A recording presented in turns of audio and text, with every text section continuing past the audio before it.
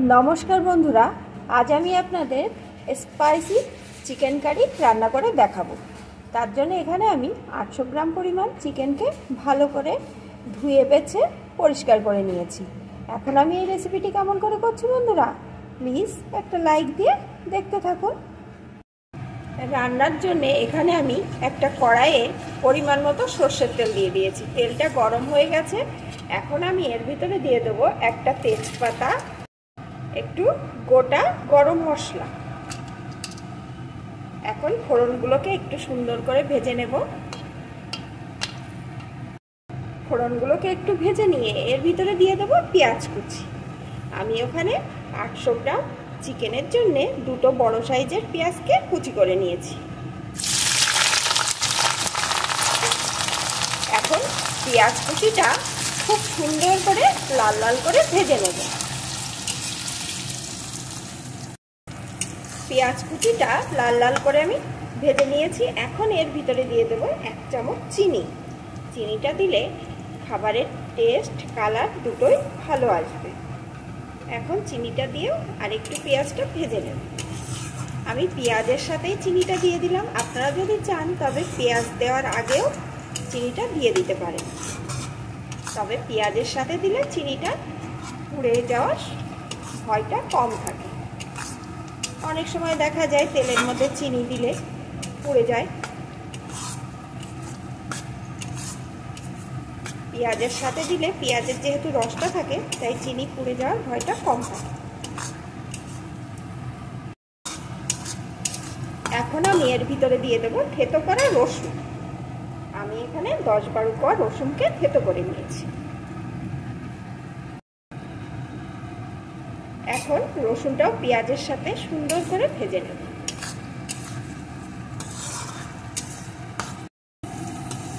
রসুনগুলো পেঁয়াজের সাথে আমি ভালো করে ভেজে নিয়েছি। এখন এর ভিতরে দিয়ে দেব একটা বড় সাইজের টমেটো কুচি। এখন এটাকেও এর সাথে একটু ভেজে নেব।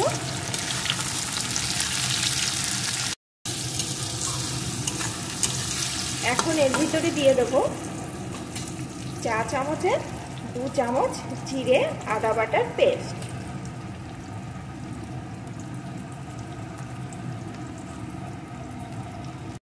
একটু ধনে গুঁড়ো। আমি এখানে চা চামচের 1 চামচ ধনে গুঁড়ো দিয়ে দিলাম। 1 চামচ লঙ্কা গুঁড়ো। ঝালটা কিন্তু আপনারা আপনাদের পছন্দ মতন দিয়ে নেবেন। পরিমাণ মতো হলুদ, স্বাদ মতো লবণ। এখন সমস্ত মশলাটা ভালো করে মিডিয়াম টু লো আঁচে কষিয়ে নেব।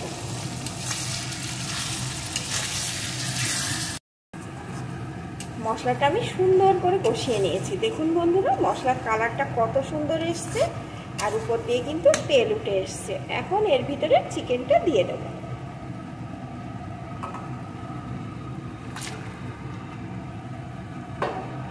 এখন চিকেনটাকে সুন্দর করে এইভাবে নাড়িয়ে নাড়িয়ে 10-15 মিনিট মতন আমি কষিয়ে নেব। যতক্ষণ না চিকেনটা ভালো মতন কষানো হয় ততক্ষণই এইভাবে কষিয়ে নেব। আর না কষানোর সময় কিন্তু সমানে এইভাবে নাড়াতে থাকবো যাতে চিকেনটা নিচে লেগে না যায়। 10 মিনিট মতন আমি চিকেনটাকে কিন্তু এইভাবে নাড়িয়ে নাড়িয়ে কষিয়ে নিয়েছি। এখন আমি এর ভিতরে দিয়ে দেবো কয়েক টুকরো আলু। আমি কিন্তু আলুগুলো আগে ভেজে নেইনি, যেহেতু নতুন আলু। আপনারা যদি চান আগে ভেজেও দিতে পারেন, আর যদি আলু পছন্দ না করেন তাহলে দেবেন না। আমরা সবাই আলু পছন্দ করি তাই চিকেনে আলু দিয়ে দিলাম।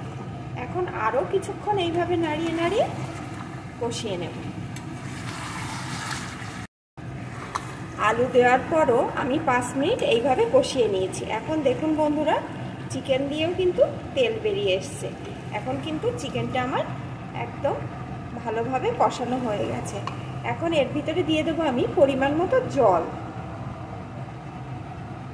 আমি কিন্তু এখানে গরম জল দিয়ে দিচ্ছি।